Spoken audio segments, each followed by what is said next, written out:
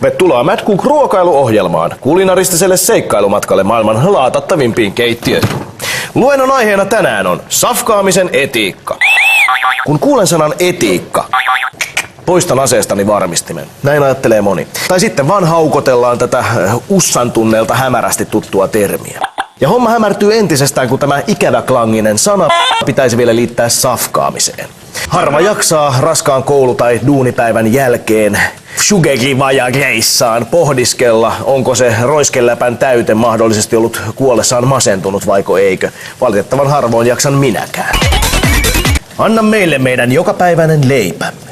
Mutta antaisin nyt perkele ensin voimaa uhrata edes muutama sekunti niiden jokapäiväisten valintojen miettimiseen. Vittumaista, mutta totta, niillä on merkitystä. Esimerkiksi safka-business on sumuttanut meille niin perseestä olevat kulutustottumukset, että vielä puoli vuosisataa sitten kukoistaneet pientilat on ajettu lähes täysin konkurssiin tehotuotantolaitosten tieltä. Hullunkokin matkakohteissa on vielä OG-meininki. Kantturat ja pässit hengailee pihoilla ja eguja putkahtelee jaloissa pyörivien stirbujen hanureista. Mutta meillä tästä tuntevasta ja ajattelevasta olennosta on tehty eläintehtaan orja. Uskallisissa olosuhteissa lyhyen elinkaarensa viettävä, pakkosyötetty, hormoneilla lihotettu, nopeakasvuinen ja raskasrakenteinen läski.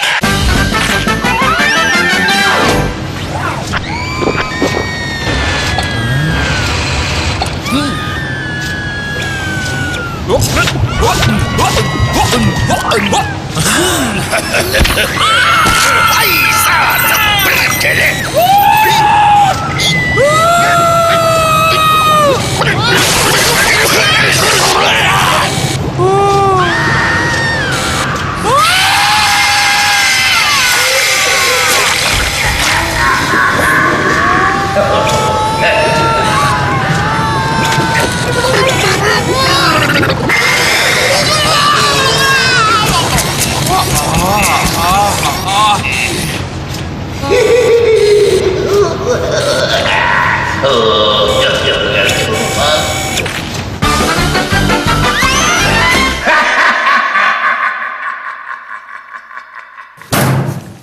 Ollaan vähän niin kuin natsi-Saksassa. Ein Volk! Kaikilla on joku käsitys siitä, Ein Reich! mitä muurien takana tapahtuu, mutta helpommalla pääsee, kun ei kelaa epämiellyttävää totuutta. Ein McDonald's! Ja homma ei yhtään helpota se, että eläinten oikeudet on pitkälti kidnappattu hihuleiden, piipertäjien ja muiden eettisyytensä ylpistämien, toisiltaan suihin ottavien, hyvää tarkoittavien hölmöjen käsiin. Vittu hippit! Massikeisarit on ajanut elukkateollisuuden niin vittumaiseen jamaan, että aina ensisijaisesti hedonismiin pyrkivän ja lihaa rakastavan mässysedänkin on otettava nyt sana käyttöönsä ja tukistettava itsensä lisäksi teitä, rakkaat oppilaani. Vapauttakaamme itsemme! Miksemme suuntaisi sammumatonta lihanhimoamme jatkossa tehotuotettua tehdaslihaa, varokaa taas se tulee se sana, eettisempiin vaihtoehtoihin, vaikkapa sellaisiin, jotka ovat ravanneet itsensä mureiksi vapaina villissä luonnossa, kuten poro, hirvi, hevonen tai sitikani.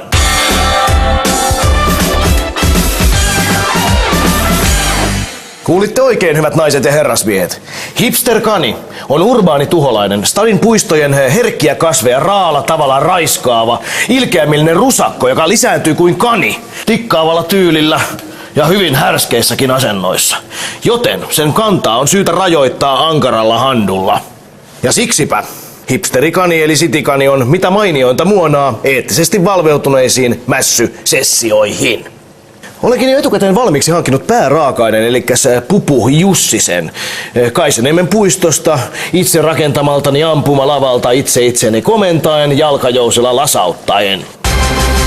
Jahtitorvet ovat soineet. Vieressäni on ainoa mies, jolla on laillinen oikeus metsästää ruutiaseilla alle 200 metrin päässä Helsingin rautatieasemasta. Miksi? Koska kaupungin ovat vallanneet hipsterit.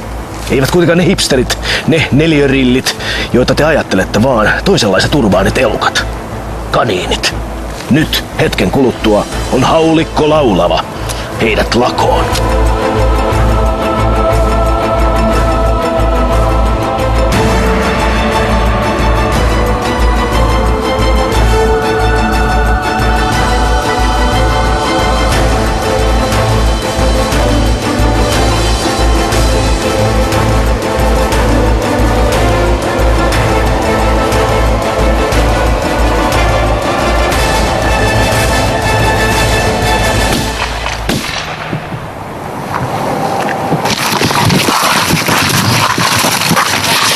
siinä se nyt on. Catch of the day. Hipsterin perkele! Tapio soi meille antajaan. Jahti on päättynyt. Siirrymme takaisin keittiöön. Muistakaapa kaikki äidin pikku kotikokit siellä ruutuinen ääressä vahtaamassa, että ennen kuin lähdette losauttelemaan piekkarilla sinne julkiselle paikalle, se on oltava laaki ja vaina, ja vaina, ja vaina. Silloin elikko kärsi, eikä tule turhia lihashaavoja sivullisille. Ja valmistus on helppoa. Nylje, suolista ja paloittele mieluiten juuri tässä järjestyksessä.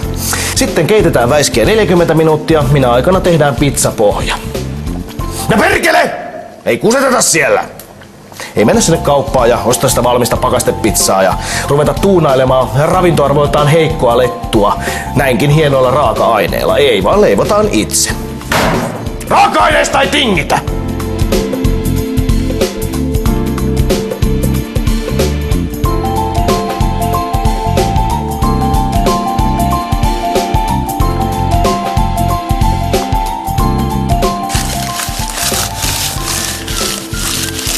Mitä nyt?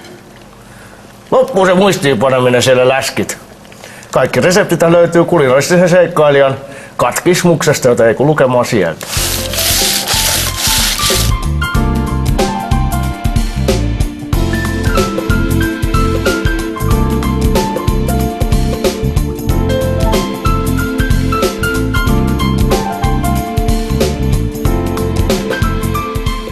Sitten kun pupubiitit, juusto ja oregano päälle ja uuni. Ja oregano aina uuni. Aina oregano uuni. Kumpi meistä on huiviinsa vetävä tämän villinä ja vapaana stiflailen Vemmelsäären? Minä, kiitoshupparissa, krokseissa ja leijonakorussa viihtyvä lihaa syövä heteromies vai kameran takana jo hieman tärisevältä näyttävä herkkämielinen disko eli pesko-vegetaristi Hipin Retale Tunna? Oletko valmis? Valmis. Hyvä. No niin, lähtee. Haluan voittaa. Mutta Okei. itse asiassa... Noniin, anna mennä. Okei. 1, 2, 3! Tää oli tupla voitto mulle, koska mä pääsen kuitenkin syömään tätä pizzaa, mutta sitten mä saan myös nauraa sulle, kun sä yrität täristen kakistella. Sulla ei tällä kertaa minkäännäköisiä selityksiä ei oo, miksi tää ei olisi muka hyvää syötäväksi ihmisen. Joten Tämän syön mielellä. kirkkaampaan saliin. Jänis istui maassa torkkuen. Mikä sulla on jänönen? Kun et enää hyppeile. Hyppää pois, hyppää pois, hyppää pois. Mut ihan aidosti ajatellen, niin mitä sä kelaat siitä, että tää kitykani on joutunut antaa henkensä sun lihanhimon vuoksi? Mä oon tyytyväinen, että se ei todellakaan ole heittänyt henkeään mun lihanhimon vuoksi, vaan sen takia, että se söi jumalauta kaikki kasvitieteellisen puutarhan kasvit. Nyt kyllä täytyy sanoa, että on yksi ehdottomasti leimeimmistä Mad Cookista, joten suoritetaan tää nopeasti pois alta. Ei tää välttämättä ole leimein, koska sä voit kuitenkin ajatella, että on kitykani. Se ei oo syönyt ehkä sitä kaikkein, tiedätkö, freshein, sitä jäbän, tiedätkö, niitä rukolanippuja jossain luomukanilassa, vaan se on kuitenkin todellisesti, tiedätkö, se on niinku mässyttänyt suuhunsa jotain käytettyä spärdäreitä tuolla Oopperan puistossa. Oi, käytettyjä spärdäreitä. Kuinka monta kertaa mä oon kuullut sen joltain lihansyöjältä, että mä oon tehnyt pupunkaan diiliin, mä syön pupuruokaa ja pupu ei syö mun ruokaa. No nyt mä syön pupun. Tää on oikeesti ihan järjettömän hyvää. Pupu Jussinen ruumiinrakenteeltaan erehdyttävästi Roger Rabbitia muistuttava Tunna siinä popsii lajitoveriaan kannibaalin elkein. Ajatellaanpas tätä eläinten syömistä näin muuten, niin mehän ollaan nyt valittu tässä hyvin tämmönen eettinen tapa nauttia eläintä, ikään kuin esimerkinomaisesti vai mitä Tunna. Mutta että kyllähän se tosiasia on se, että se koko eläimen syömisproblematiikka saattaa tässä vielä vähän kehittyä tässä tulevien vuosikymmenten ja vuosisatojen aikana. Et ihan samalla tavalla kuin vaikka neekeriorjuus. Se oli täysin normaalia ja täysin hyväksyttävää vielä muutama 100 vuotta sitten. Siis tarkoitan, että silloin sitä pidettiin luonnollisena. Mä en usko, että lihansyöntikään tulee olemaan enää muutama 100 vuoden päästä samalla tavoin hyväksyttyä kuin se on nyt. No se on chaletti se. Turha tästä on sen kummempaa numeroa tehdä, vai tekisittekö te? Ainoa homma, mitä mä ihmettelen, on se, että miten Stadin gourmet pop-up hipster raflat ei ole vielä keksinyt tätä eettisintä luomu- ja gourmet-ruokaa. Totta.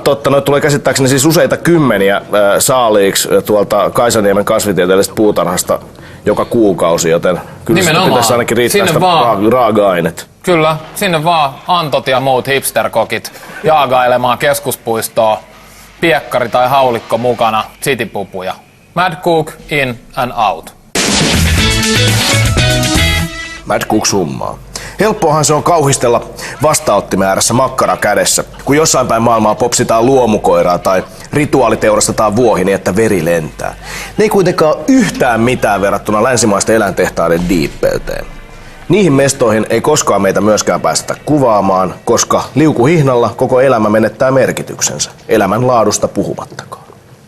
Mäsäytyksen etiikka on käytännössä sitä, ettei pureksimatta niele elintarviketeollisuuden harhaanjohtavia mielikuvia ja voiton maksimointiin perustuvaa ukotusta. Ei me ehkä niin pitkälle tarvitse lähteä, että me lähdetään pudeen jaagaamaan lihaa jouskarilla, mutta sen verran me kaikki varmaan voidaan duunata, että me pysähdytään hetkeksi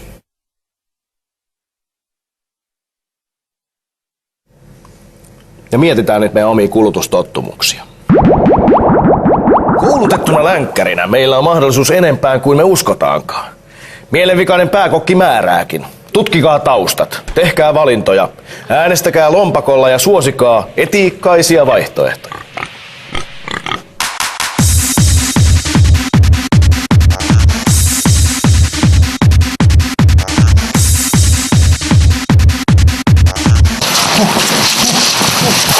Vasta louvoo!